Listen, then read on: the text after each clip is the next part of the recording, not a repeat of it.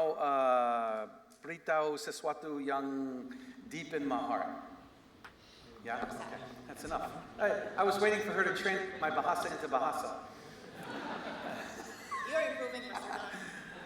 And karena saya percaya Yesus lakukan sesuatu yang khususnya, yang luar hebat, luar biasa, maaf, hebat.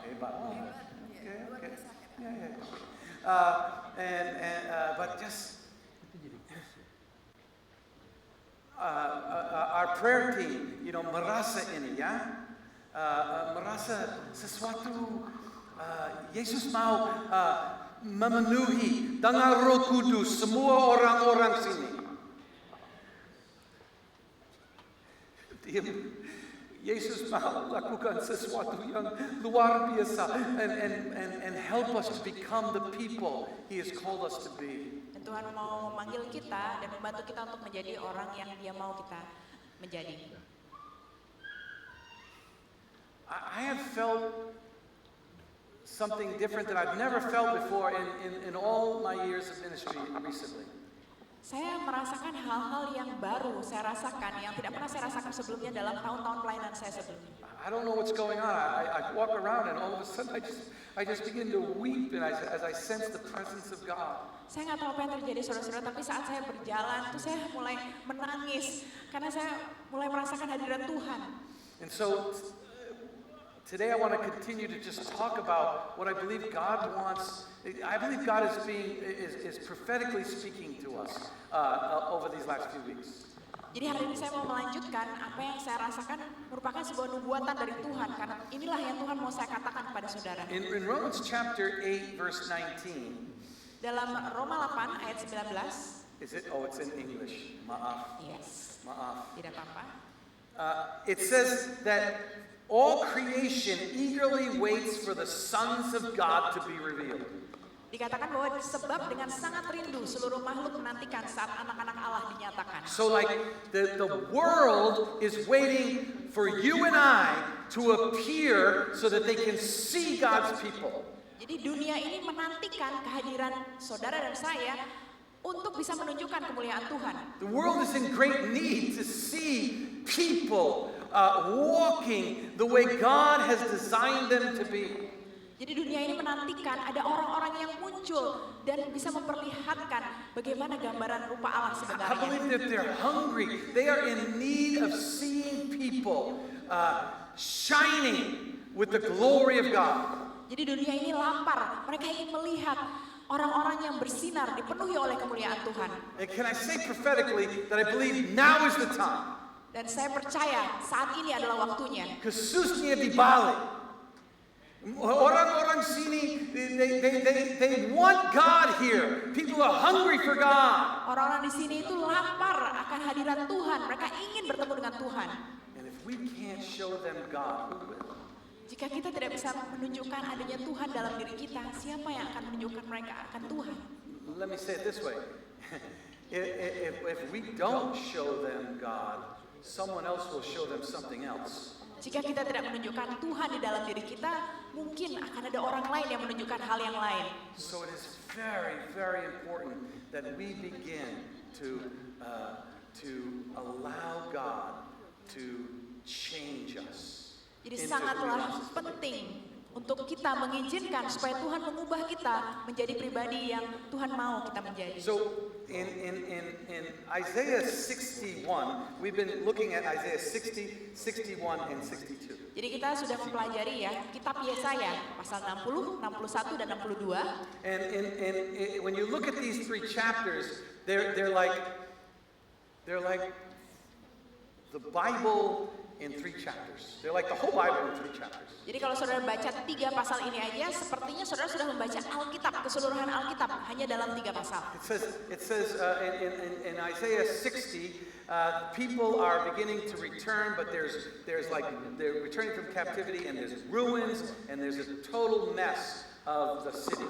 Jadi dalam Yesaya 60 kita baca bahwa orang-orang Israel itu kembali dari penawanannya mereka, tapi mereka kembali ke negara yang hancur.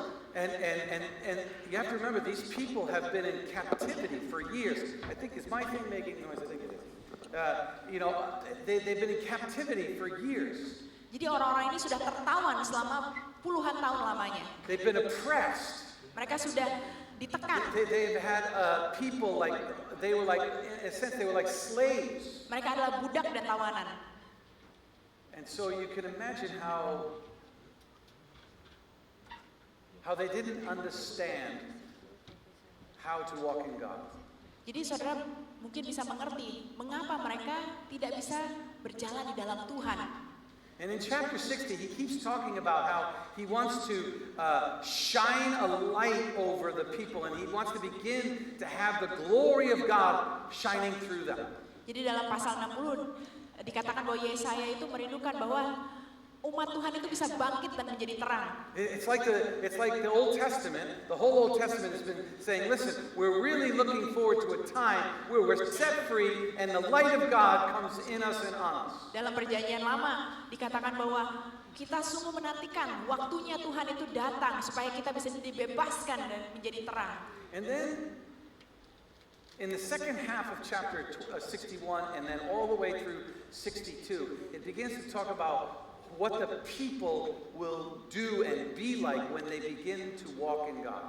Saat di pasal 61, di pertengahan keduanya sampai ke pasal 62, itu menceritakan apa sih yang orang-orang itu akan lakukan atau akan menjadi saat mereka mulai berjalan dalam Tuhan. And even in chapter 62 and a little in 61, it's really talking even about further in the future from us when the new heavens and the new earth will come. Bahkan diberitakan juga ya sekilas dari masa depan apa yang akan terjadi saat surga yang baru itu akan datang. And then right in the middle, like right at the beginning of chapter 61, it says how God's people will arise. Jadi di awal pasal 61 dikatakan bagaimana caranya umat Tuhan itu bisa bangkit. He says, now this is in Bahasa. Yeah, there you go. So, silakan. Jadi saya bacakan Yesaya 61, Roh Tuhan Allah ada padaku, oleh karena Tuhan telah mengurapi aku. Ia telah mengutus aku untuk menyampaikan kabar baik kepada orang-orang sengsara dan merawat orang-orang yang remuk hati, untuk memberitakan pembebasan kepada orang-orang tawanan dan kepada orang-orang yang terkurung kelepasan dari penjara. And if you know anything, if you've done any reading in the Bible, this is a very familiar verse for many. Dan kalau saudara suka baca Alkitab ya, ini merupakan salah satu ayat nas. Because in Luke chapter 4, Jesus reads this verse. Karena dalam Lukas 4, setelah Tuhan Yesus itu dipenuhi Roh Kudus, dia juga membacakan ayat ini. In Luke chapter 4, it says that when Jesus came to earth, the Spirit moved him and kind of pushed him into the desert. Jadi dalam Lukas 4 diceritakan waktu Roh Tuhan itu menggiring Yesus ke padang gurun. And as he was in the desert, he faced the devil for 40 days. He fasted, and of course he conquered. Yeah. Dan di situ dia dicobai oleh setan selama 40 hari. Dia berpuasa, berdoa, dan tentu saja dia mengalahkan si jahat. And in Luke chapter 4, he gets pushed into the desert by this Holy Spirit, but it says he returns in the power of the Holy Spirit. Jadi Roh Tuhan itu menggiring dia ke padang gurun, tapi setelah mengalahkan si jahat, dia kembali ke kota dipenuhi oleh Roh Kudus. And then he walks into the temple and he reads Isaiah chapter 61 in the first few verses. Lalu dia pergi ke kuil atau bait Allah dan dia membacakan Yesaya ini, Yesaya 61. And he sits down and he says, today, after he reads that verse, he says, today that scripture is fulfilled in your presence. Dan dia berfirman bahwa pada hari ini genaplah nas ini sewaktu kamu mendengarnya. That means that he says the Spirit of God, Jesus said, the Spirit of God is on him and has anointed him to set the captives free. Jadi Tuhan Yesus berfirman bahwa Roh Tuhan itu sudah ada dalam dirinya untuk membebaskan para tawanan dan juga untuk memberkati orang. To preach the good news, amen? Untuk memberitakan kabar baik, To amin. heal the sick, Untuk menyembuhkan orang-orang sakit, to raise the dead, untuk membangkitkan to orang-orang bring mati, life to dead souls. untuk membawa kehidupan kepada jiwa-jiwa That's what yang he did mati. with us. Amen? Itu juga yang dia lakukan kepada Amen. kita. The Amin. Holy Spirit has come on him, and now he, as he walked through life, began to do the very things this scripture verse says. Roh Tuhan itu sudah datang ke atas diri Yesus dan dia pun mulai berjalan untuk menggenapi firman Tuhan. And eventually, as he walks through this life, and he heals the sick, and the blind people see, and et cetera, et cetera. Dan tentu saja dalam pelayanan Kristus ya, dia menyembuhkan orang sakit, orang buta dicelikkan. Eventually, he does exactly what he came to do. Dan pada akhirnya Tuhan Yesus itu menggenapi seluruh pekerjaannya di dunia ini. Do you know what he came to do? Apa saudara tahu kenapa Tuhan Yesus datang ke dunia ini? You might say, save your soul. That's a pretty good thing. Ya, mungkin jawabannya menyelamatkan jiwa saya, itu jawabannya cukup benar. He came to put death to death. Jadi Tuhan Yesus datang ke dunia ini untuk wait a moment. Tuhan Yesus datang ke dunia ini untuk membuat kematian menjadi mati. He put death to death. Membuat kematian menjadi mati atau tidak ada lagi. That means in Christ there is no more death. Can I get an amen? Jadi dalam Kristus tidak ada lagi kematian. Amin. He put it to death. It's gone. There is no more death for those who are in Jesus. Bagi semua orang yang ada dalam Kristus tidak ada lagi kematian. That's why no one can ever threaten you with death. Maka dari itu tidak ada satu orang pun yang bisa mengancam kita dengan kematian. Someone threatens you with death and you just say thank you. Kalau ada yang mengancam saudara dengan kematian, bilang aja terima kasih. Death is promotion. Kematian itu adalah promosi. Amen? Amin. Let's try it over here. Kita coba lagi dari sisi ini. Prayer team, help me out. Prayer team. Death is promotion, amen? Kematian adalah promosi. Amin. We don't have to worry about death because Jesus put it to death. It's no more. Kita nggak usah khawatir lagi tentang kematian karena Tuhan Yesus itu sudah menyebabkan kematian kehilangan kekuatannya. And he tells us when Jesus tells us when he died on the cross, he tells us in this chapter what he actually does. Jadi saat Tuhan Yesus itu mati di kayu salib, dalam pasal ini dikatakan apa yang dilakukannya. He gives comfort to those who mourn. Dia memberikan penghiburan kepada orang-orang yang He gives sedih. beauty instead of ashes. Dia memberikan keindahan daripada abu. He gives oil of gladness instead of mourning. Dia berikan minyak pujian daripada kesedihan. He gives praise instead of a broken heart. Dia berikan pujian daripada hati yang remuk. And he does all this so that God's people will arise so the world will see them. Dan dia melakukan semua ini supaya umat Tuhan itu bisa bangkit dan dunia ini bisa melihatnya. Put on the spirit of praise for the garment of praise for the spirit of heaviness. Jadi menggunakan jubah puji-pujian untuk memuliakan Tuhan. Sorry. Yes. Are you guys starting to just say, listen, I'm going to praise God in the middle of sorrow? Apakah saudara akan mulai berbicara bahwa aku akan tetap memuji Tuhan di tengah-tengah kesukaranku? I'm going to praise God no matter what comes my way. Aku akan memuji Tuhan apapun yang terjadi dalam hidupku. You see, if we praise God when things are good, if we praise God when things are good, Jika kita memuji Tuhan hanya saat keadaan itu sedang baik, and we're sad when things are bad, dan jika kita merasa sedih saat keadaan itu menjadi buruk, the world will never see the sons of God. maka dunia ini nggak akan bisa melihat bahwa kita adalah anak-anak Allah. See, if we act like the world will never see God. Kalau kita berperilaku sebagaimana dunia ini berperilaku, Tuhan tidak akan bisa dinyatakan. In Isaiah 60, the first thing it says, arise with the light that God has given you.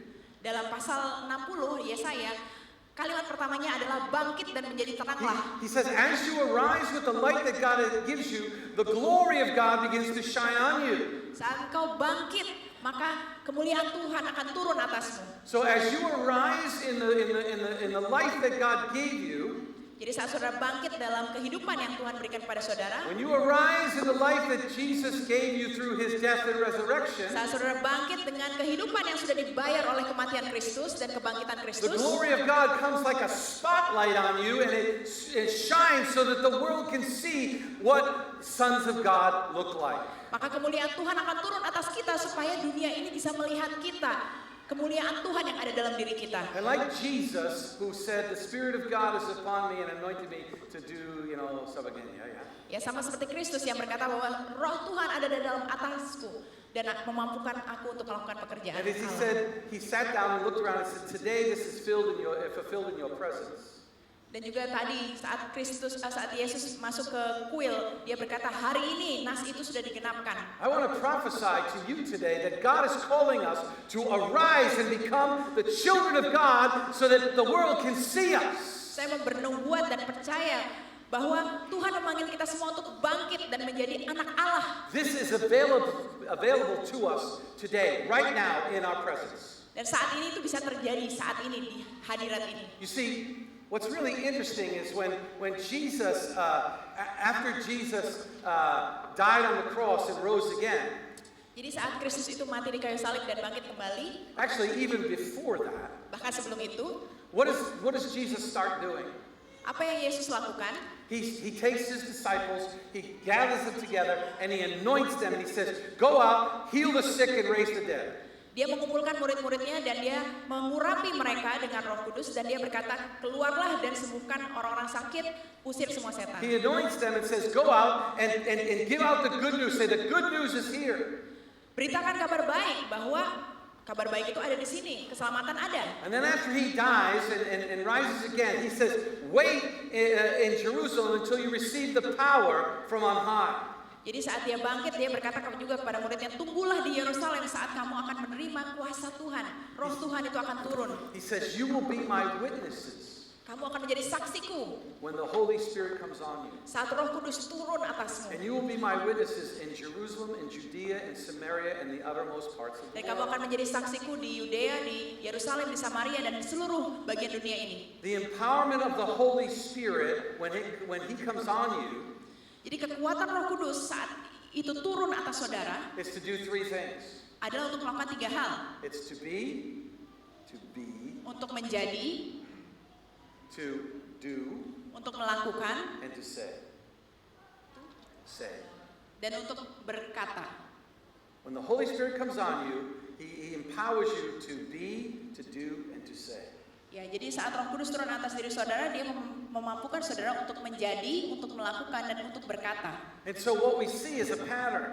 Jadi kita melihat ada pola. And we even see it in these 3 chapters. Dalam 3 pasal ini kita melihat ada pola yang sama. He says, "The Holy Spirit has come on me and anointed me to preach the good news." Roh Kudus turun atasku, mengurapi aku, dan memampukan aku untuk memberitakan kabar baik. To not even, to not just to proclaim the good news, but to say that the good news is here. Bukan cuma untuk memberitakan kabar baik, tapi juga untuk menunjukkan bahwa kabar baik itu ada di sini. And so then he anoints the disciples who anoint the next generation and the next generation who the Holy Spirit wants to anoint us to bring good news to Bali. Jadi murid-murid Kristus itu diurapi Kristus dan kemudian mereka mengurapi murid-muridnya dan murid-muridnya lagi dan murid-muridnya lagi bergenerasi-generasi selanjutnya sampai kita saat ini. Dan saya percaya itu sebabnya kenapa kabar baik itu mau diberitakan terutama di sini di Bali. He wants to bring good news through you by giving you the anointing of the Holy Spirit. Tuhan mau kita diurapi untuk membawa kabar baik itu dimanapun kita berada. How many want the anointing of the Holy Spirit? Berapa orang yang mau diurapi oleh Roh Kudus? Boleh angkat tangannya. How many want a half a glass of the anointing? Berapa orang yang mau setengah gelas dari urapan Roh Kudus? How many want limpa? Berapa yang mau berlimpah-limpah ya urapannya? Yeah? We want the full anointing flowing over us, flowing through us. Kita mau urapan yang penuh, yang terus mengalir. In John, he says, "You will have living waters flowing and it will bubble up to eternal life." Dalam kitab Yohanes dikatakan bahwa engkau akan memiliki air hidup yang terus akan meluap-luap. See, it's time that we move on from salvation. Jadi ini adalah waktunya supaya kita beranjak keluar dari keselamatan yang sudah kita terima. See, if we just, and when I say move on, meaning we get saved and we're not supposed to stop there. Jadi saat kita sudah diselamatkan, itu bukan berarti kita harus berhenti di sana. This is just the beginning. Itulah permulaan sesuatu yang baru. This is the beginning so that the world can see who you are. Permulaan di mana dunia ini bisa melihat siapa kita. Look, I am way off my notes, but look what he says we will do when we get the anointing. Mari kita lihat dari Alkitab ya, apa yang akan terjadi, apa yang akan kita bisa lakukan saat kita menerima pengurapan Kristus. It says they will rebuild the ancient ruins. Dikatakan bahwa dalam Yesaya 61 tadi mereka akan membangun kota-kota yang sudah runtuh. They will repair the cities that were destroyed long ago. Mereka akan mendirikan kembali kota-kota yang sunyi. They will revive them. Dan mereka akan memulihkannya. And they will basically turn deserts into lush gardens. Dan pada dasarnya akan mengubahkan padang gurun yang kering menjadi rerumputan yang subur. This is what God called us to do. Can I get an amen? This is what God has called us to do. Ini adalah apa yang Tuhan panggil kita untuk lakukan. We can't wait for Jesus to come. He's already come. Kita nggak usah tunggu Yesus datang. Tuhan sudah datang atas kita. Sometimes we pray. Sometimes it drives me crazy. Maaf, it drives me crazy sometimes. Kadang-kadang ini membuat saya menjadi gila ya. Lord, help our city, Lord. Help our city. Maaf, you just don't like me being down there, do you? That's okay. That's all right. Help our city. Tuhan bantu kota kami. That's how we pray. Lord, help our city. Itu bagaimana kita berdoa, Tuhan bantu kota kami. Lord, fall upon our city. Tuhan turun atas kota kami. And you know what? And I believe Jesus is praying. Dan saudara tahu apa yang Tuhan Yesus mau kita doakan? That's why I sent you. Aku sudah kirim kamu untuk lakukan itu. I'm waiting for you to go and bless the city. Aku nunggu kamu yang keluar dan memberkati I'm kota waiting itu. for you to go in the Holy Spirit and repair the city. Aku menunggu kamu untuk keluar dan memulihkan kotamu. I've already empowered you. I'll empower you some more if you need it to go and repair and rebuild and bring life. Aku sudah mengurapi kamu, tapi aku bisa mengurapi kamu lebih lagi untuk membangun, memulihkan, dan mendirikan kembali kotamu. See, the light in us is more powerful than the darkness out there. Terang dalam kita itu jauh lebih berkuasa daripada kegelapan di luar. We need to bring the light out there. Can I get an amen? Kita harus membawa terang Kristus itu keluar, amin. It's time for the anointing of God to fall upon us. Ini adalah waktunya pengurapan Tuhan itu turun atas kita dan kita gunakan itu. Not to heal you.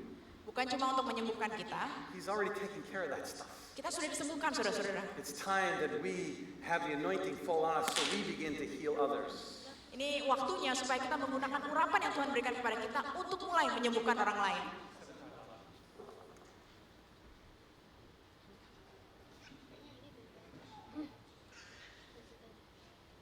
Sorry.